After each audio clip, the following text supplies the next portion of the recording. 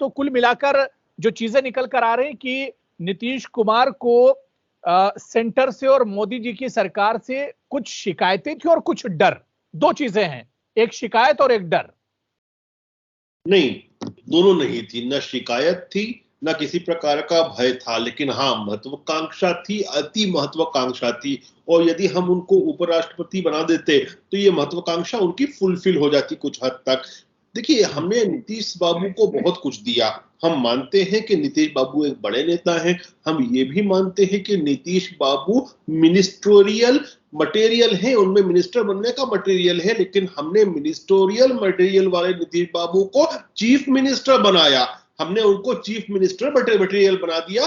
अब उनकी जो लालसा है, उनका पेट नहीं भरा रहा सत्ता का, अब वो जो सपने देख रहे हैं मुंगेरी लाल के कि मैं उपराष्ट्रपति बन जाऊं, उपराष्ट्रपति नहीं बने तो वो सोचते हैं कि मैं प्रधानमंत्री बन जाऊं। ऐसे कोई प्रधानमंत्री बनता है क्या?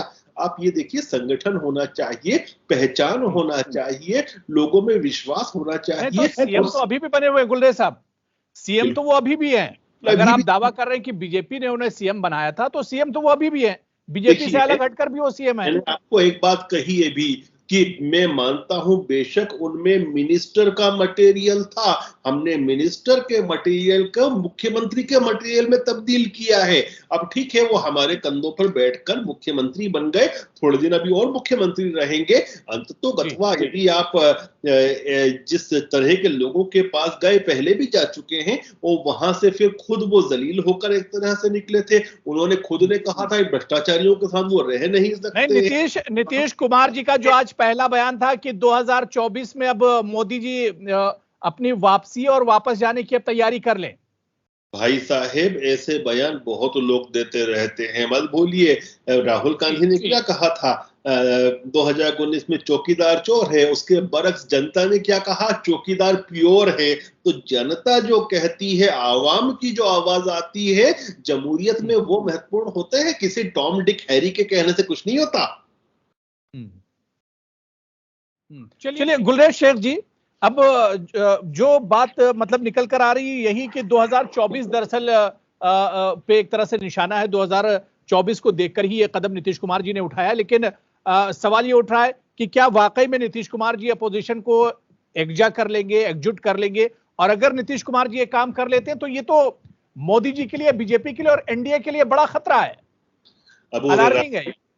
अबू भाई, मैं अभी मध्य प्रदेश में बैठा हूं, क्या नीतीश कुमार एक पार्षद को भी मध्य प्रदेश में चुनाव जिताने की हैसियत रखते हैं? नहीं रखते। तो नीतीश कुमार एक बेसिकली रीजनल लीडर हैं, और प्रधानमंत्री का स्टेचर जो है मोदी जी का, वो पैन नेशनल नहीं, वो इंटरनेशनल लेवल के लीडर हैं। और अभी जो कांग्रेस के महोदय भी बोल रहे थे, वो भी दुनिया को जानते हैं, वो भी समझते हैं, पढ़ते लिखते हैं, उनसे भी पूछें जरा, अपने दिल पर हाथ रख के बोले, दुनिया में जो महंगाई का त्राहिमाम मचा है, मोदी जी के राज में कितनी अच्छी सुख चैन से भारत की अर्थव्यवस्था चल रही है। लेकिन एक बात कहना चाहूंगा भाई, क्या मजाक कर रहे हैं गुलरेज भाई? मैं मेरे संस्था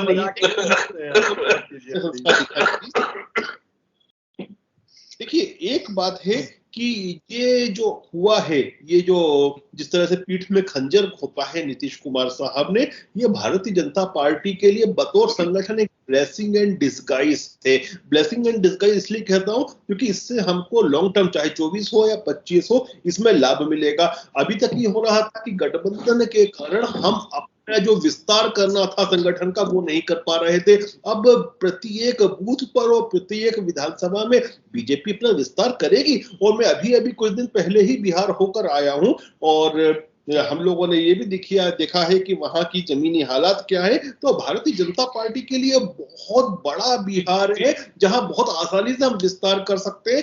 कैडर में पूरा जोश है, और इस जोश के साथ आप देखना कि 2024 में भी 100% सीटें जीतेंगे और 2025 में अकेले मुख्यमंत्री बनाएंगे।